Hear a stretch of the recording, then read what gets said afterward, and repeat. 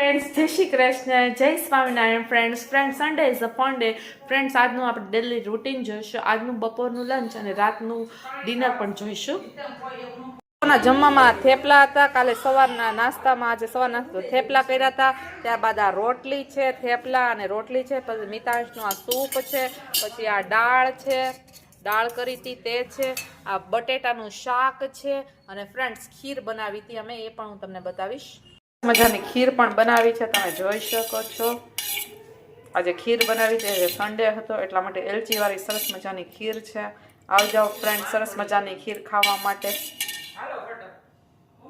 જમવામાં પરોઠા છે, તમે જોઈ શકો છો. સરસ મજાના પરોઠા છે. ત્યારબાદ આ સરસ મજાના પાવ પણ છે. આ ભાજી છે. 2 જણા જ જમવામાં છે એટલા માટે આટલી જ ભાજી છે.